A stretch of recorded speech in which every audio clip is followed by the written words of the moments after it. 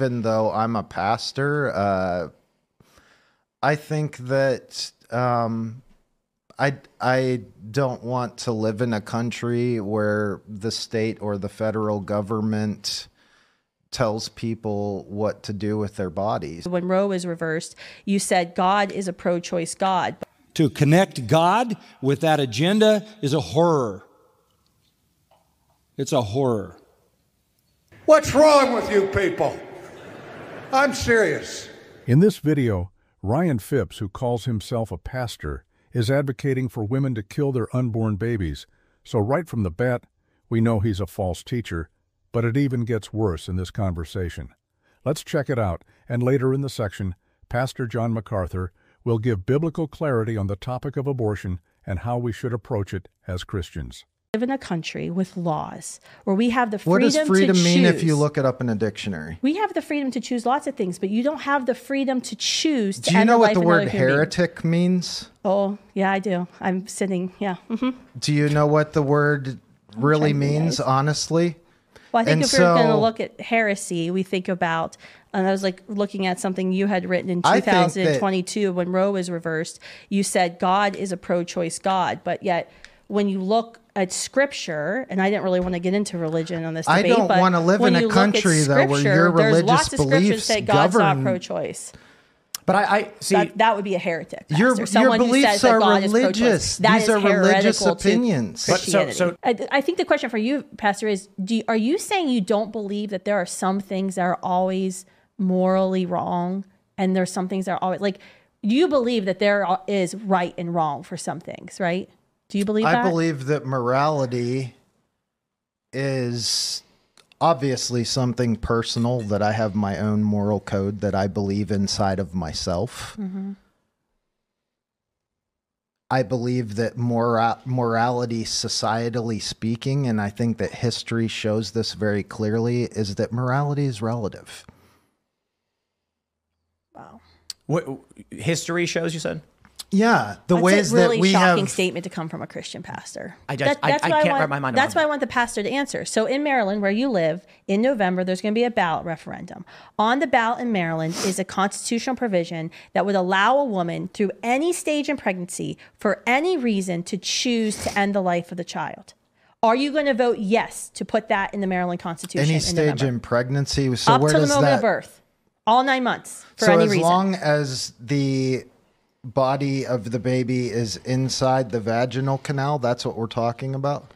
Yes, inside of the womb or inside of the vaginal canal. Were you going to say, are you going to vote, Pastor Ryan's going to vote yes? Are you going to vote yes on that? Oh, I've answered all these questions. My answer is I think that the mother should be allowed to choose. So you're going to vote yes to put abortion up until the moment of birth in the Maryland Constitution I'm in going November, to vote yes to allow a mother to choose. to choose abortion.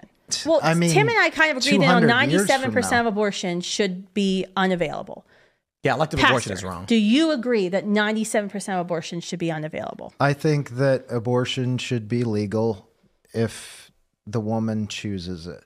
When do you think the child of the womb bears? Because I was looking at some of your past op-eds this week, and you talked about image bearers. When do you think the child in the womb becomes an image bearer of the Creator? I think I have theological opinions on that, but we're talking about laws. We're talking about science. Okay. Well, let's talk about science then. Do you think a child who you just said could be aborted, it bears the image of God? That's an unscientific question. Okay, let me ask you the unscientific question.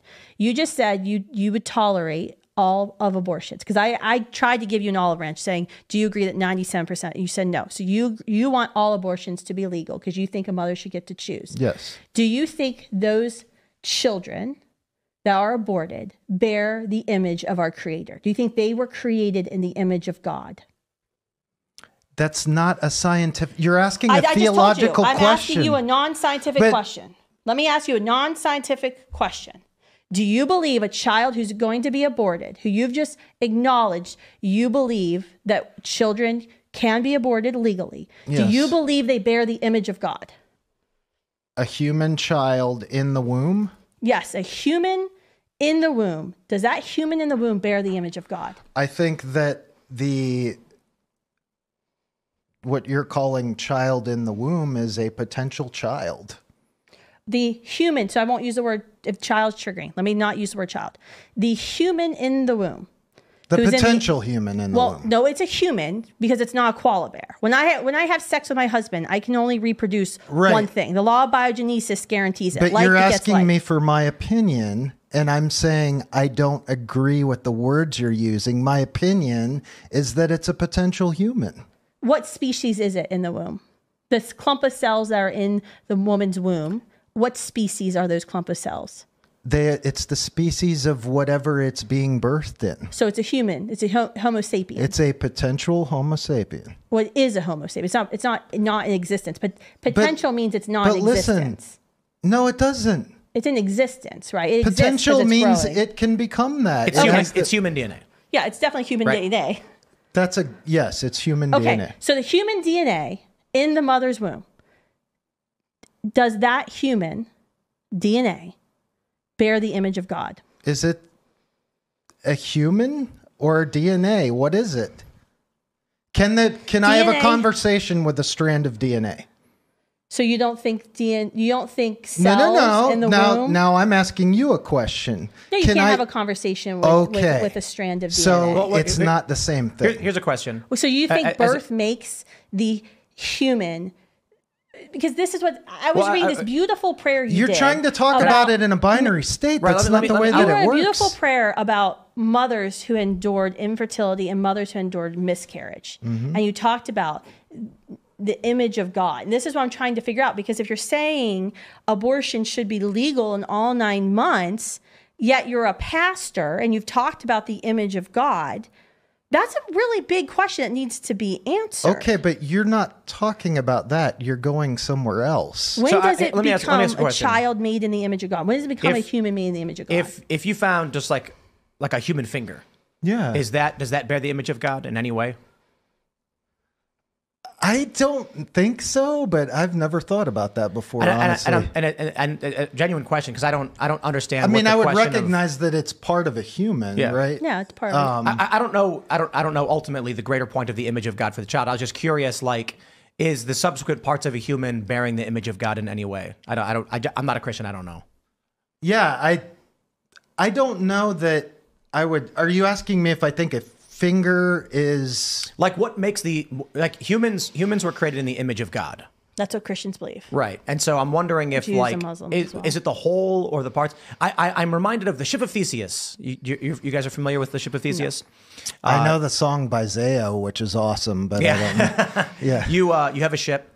You take one piece off and replace it. You over time replace one part of the ship, and then you take all of the parts you removed and build another ship. Now you have 2. Which one's the original Ship of Theseus? Yeah.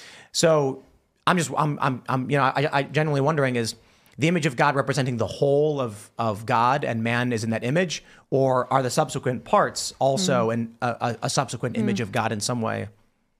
I don't know. General question. I'm not trying to. No. I don't know what the ultimate point of the image of God was. But out there theological view, I mean, I think you could go a bunch of different ways. You could say that God is a spiritual being, and therefore man's spiritual parts belong to God, and the material parts belong to the material creation. I think I agree with that, actually. I lean more in that direction. There are other people that think that, and I don't know how they get there, because God is not flesh and blood, but they choose to take the triune nature of man and say, look, God made us just like the Christian God, a triune being. We're a spirit and a mind and a body, and God is a Father and a Son and a Holy Spirit. But these are theological opinions. They don't have anything to do with abortion. I've seen something happen in these conventions that is just stunning. The adaptation of a Romans 1 platform. Sexual freedom, homosexuality on an equal level with marriage, the murder of infants, and the elimination of God. And by the way, I didn't like it any better when they put God back in, because that's blasphemy. To connect God with that agenda is a horror. It's a horror. It's taking his name in vain.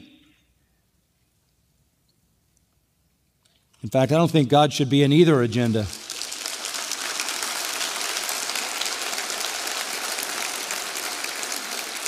But when you have an advocacy of support for the slaughter of infants and homosexuality and complete sexual freedom, you have a formula for divine judgment.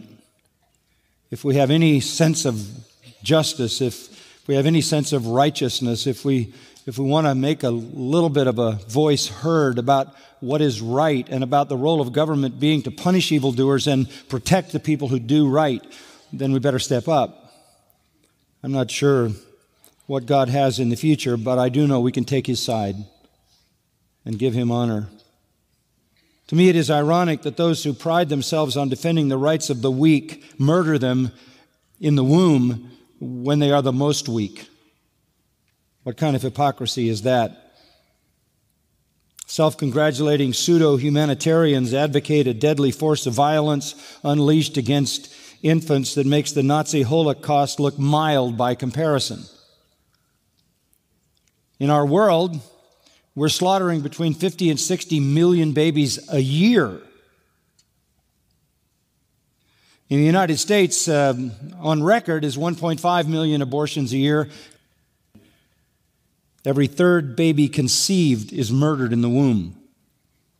4,000 a day, plus 170 an hour. Planned Parenthood alone kills one every 95 seconds. The Physicians Association of Planned Parenthood released this statement, quote, "Abortion is a treatment for unwanted pregnancy, the second sexually transmitted disease." Pregnancy is a sexually transmitted disease. Our nation and others are murdering a whole generation of humans in mass infanticide that was legalized in January of 1973 by the Roe versus Wade decision made by an unrighteous group of people on the Supreme Court. Now, 43% of all women have an abortion, and 47% of abortions are repeats. It's legal to do to a child what you might be arrested for doing to a cat, or a dog, or certainly an eagle. In fact, Massachusetts made it illegal to award a goldfish as a prize at a fair. And the document from the Massachusetts law said that this is to protect the tendency to dull humanitarian feelings and corrupt the morals of those who abuse them. A law to prevent the abuse of goldfish. In Asia, the trauma over abortion, just for an illustration, you could pick any place in the world, but the trauma in Asia over the tens of millions of abortions that are done there, and as you would know, China is a major leader in abortions. They're the only nation probably in the world that has a more liberal approach to that than America does. Has unleashed upon the Asian women a horror of guilt and suffering from having abortions, and so there have been temples erected, built literally in Asia with the express purpose of memorializing water babies. They're Buddhist temples, and the person who feels some need to memorialize the baby that they aborted can go to these temples, and they can purchase for a large sum of money a small little Buddha as a memorial for the aborted child, and that Buddha will be put on display there. And there are temples that have, for example, 10,000 of these little Buddhas on display on the grounds. It becomes a commercial attraction where people come and take photographs of them. It costs many hundreds of dollars to get the supposed relief that comes from purchasing your little Buddha. And then additionally, you can buy a prayer. The last prices I saw, you can buy a prayer for about $120. And they will pray for your water baby. And then if you have additional abortions, it's only $40 each additional abortion. So the Buddhists have figured out a way to make money even after the abortion on the guilt and the sadness of people. Suicide rate among people who've had an abortion goes up between 400 and 800%. Many studies, starting in 1957, there have been about 30-some studies on the effect of having had an abortion on breast cancer. It greatly raises the risk. 27 out of about 35 studies indicate there's a significant increase in breast cancer risk for someone who has an abortion because it's such a terrible interruption of the normal cycle. Say nothing of depression, withdrawal, guilt, shame, alcohol dependency, etc., etc. How did we ever get here where we just massacre infants in the safest place, in the womb, where we literally go in there and kill them? How did we get to this place? Well, you just have to go back and understand that Satan is a murderer from the beginning, right? This is satanic. This is a satanic thing. He is the father of lies, and he's the father of murder. He is the first murderer. He would have murdered God if he could have, deicide in heaven, and he was thrown out. And when he came down to earth, he moved Cain to kill Abel and unleashed on the world the whole array of murders that has characterized human existence. It goes on relentlessly in everything from slaughtering little infants in the safest place in the womb to massacring people the way we're seeing it around the world and in the Middle East even now, and everything in between. Satan particularly goes after babies. He did in Moses' day. He did in Jesus' day. He wanted to kill all the young children in Egypt because of the fear that a deliverer would come. He wanted to kill all of the 2-year-old and under babies in and around Jerusalem for fear that the king was coming. Satan is a murderer. All of this is reflective of satanic hatred of the purposes of God and the life that God creates. Any religion, I don't care what it is, that has as its objective and goal the killing of anybody is out of hell. That's satanic. You go back into philosophy, go back into Greek philosophy, ancient Greek philosophy. Plato and Aristotle recommended family growth limitation by abortion. If you go back into ancient Western civilization, you'll find that abortion was to conceal illicit sex so that you could be free to do whatever you wanted to do and nobody would know. You would abort the life. Rich women, I read, didn't want to have to give their wealth to lower-class children. They just wanted to have sex with lower-class men.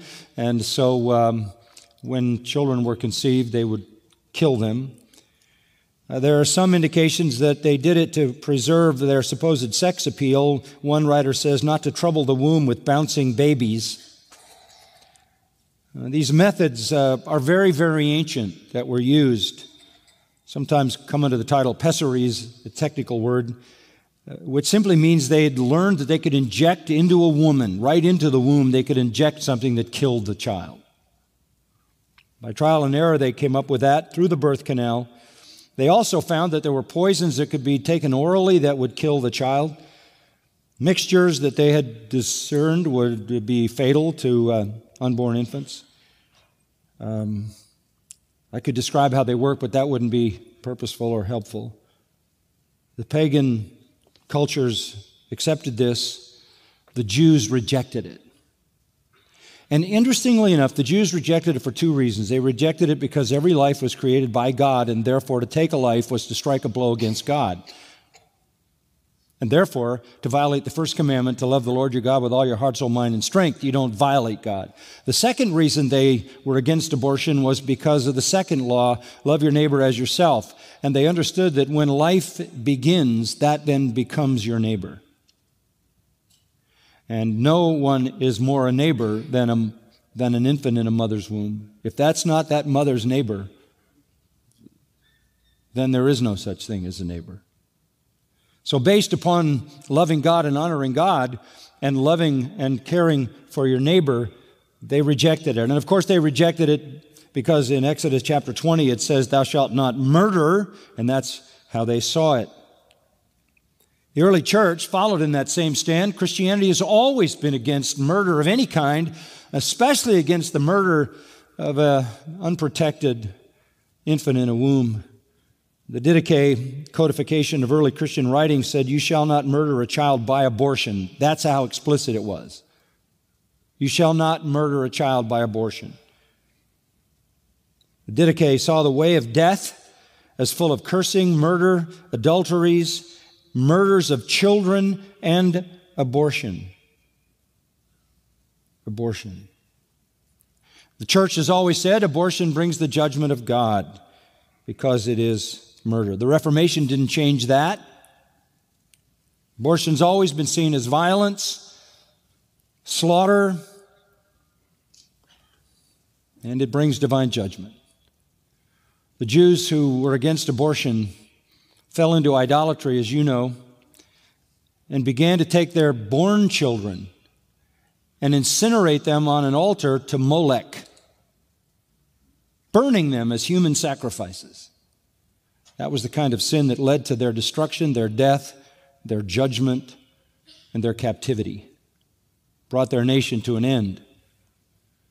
It isn't new, and the church's stance isn't new, and the Word of God is very clear.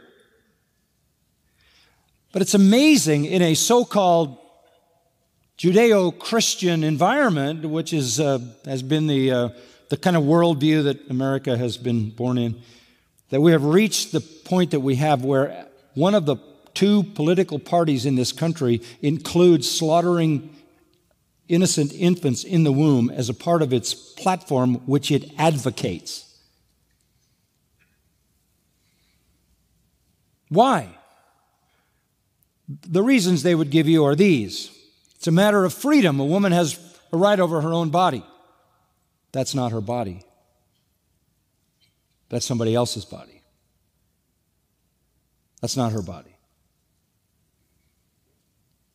Oh, women shouldn't be victimized by men.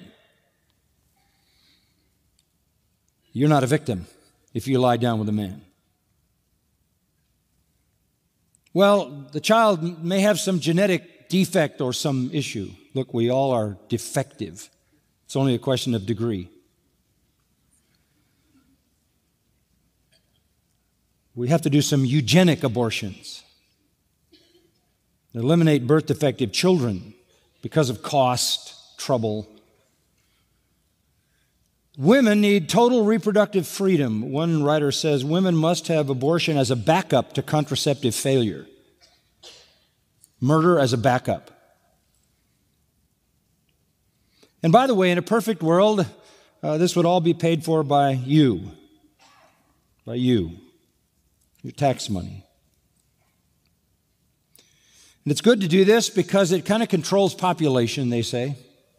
Well, you know all those things. 1973, it was January 22nd when this horrendous decision came out of a court that certainly should have known better. 14th Amendment, the Constitution says no person shall be deprived of life.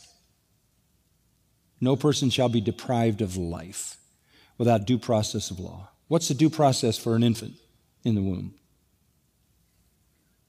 Legalize murder. The court ignored the reality of life beginning at conception, which is when life begins. And at that point, you have a person. Criminals in our history have been prosecuted successfully for killing unborn children in an attack on a pregnant woman.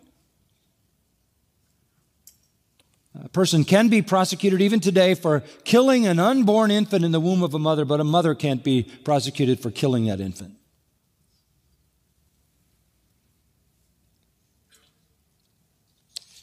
There is an interesting statement that sort of sums up what I want you to understand, written by Dr. Jerome Lejeune, professor of fundamental genetics in Paris, because I think it's important for you to have this information. Let me quote him. And he's not writing as a Christian, he's writing as a scientist in the area of genetics. He says, life has a very long history, but each individual has a very neat beginning, the moment of its conception. The material link is the molecular thread of DNA. In each reproductive cell, this ribbon, roughly 1 meter long, is cut into pieces, 23, or chromosomes. As soon as the 23 paternally derived chromosomes are united through fertilization to the 23 maternal ones, the full genetic meeting necessary to express all the inborn qualities of the new individual is gathered, and personal constitution takes place. At 2 months of age, the human being is less than 1 thumb length from the head to the rump. He would fit at ease in a nutshell, but everything is there: hands, feet, head, organs, brain. In the 4th week, there is consciousness. All are in place. His heart has been beating for a month. By the 2nd month, his fingerprints can be detected. His heart is beating 150 to 170 beats a minute. To accept the fact, he writes, that after fertilization has taken place, a new human being has come into being is no longer a matter of taste or opinion, end quote. It's a person. So there's the scene. So the bottom line is you have persons being murdered. And now, that's something you can vote for, because you want to be a part of that. What does the Bible say about this? I want to just give you a handful of things to think about, just some principles in the little time we have. Number 1, conception is an act of God. Conception is an act of God. God creates personally every life. Psalm 127:3, behold, children are a gift from the Lord. Children are a gift from the Lord. From the Lord. How more simply could it be said? Children are a gift from the Lord. To look at that negatively, and some passages along that line, Genesis 20, the Lord had completely closed all the wombs of the house of Abimelech. The Lord can close a womb so none can be born. We find the same kind of thing in Genesis 16:2, Sarah said to Abraham, the Lord has restrained me from bearing. Or 1 Samuel 1, and with regard to Hannah, the Lord had shut up her womb. And it says it 2 times in that chapter. So on the negative side, the Lord closes the womb and children aren't conceived. On the positive side, Genesis 17 says in verse 16, God said to Abraham, I will bless her, I will give you a son also from her, and she shall be the mother of nations. The Lord who closed Sarah's womb, in his time opened it. Genesis 21:2, Sarah conceived and bore Abraham a son in his old age at the set time of which the Lord had spoken to him. The Lord made the promise, set the time, opened the womb. Genesis 25:21, Isaac entreated the Lord for his wife because she was barren, and the Lord was entreated by him, and Rebekah, his wife, conceived. She conceived because the Lord allowed her to conceive. The Lord created life in her. 1 Samuel 1 goes back to the story of Hannah and Samuel. The Lord remembered her. Therefore it came to pass after she had conceived that she bore a son and called his name Samuel, saying, because I have asked him of the Lord. She asked the Lord, and the Lord answered and gave her a child. In Ruth chapter 4, verse 13, Boaz took Ruth, she was his wife, and when he went in unto her, the Lord gave her conception, and she bore a son. The Lord gave her conception. I mean, the Bible speaks about every conception as a work of the Lord. Back to Psalm 127:3, children are a gift from the Lord. Conception is an act of God. Let me take you a little further than the Old Testament. Go to the 17th chapter of Acts, and let's take a look at a very powerful set of statements by the Apostle Paul to the philosophers in Athens. As he's on the Areopagus on Mars Hill talking to the philosophers there, he identifies the fact that they have this sort of idol there to the unknown God, just to cover all their bases in case there's any God left out. They don't want him to be angry, so they give him a space even though they don't know his name. So Paul uses that and says, let me tell you about the God you don't know, who just happens to be the only God.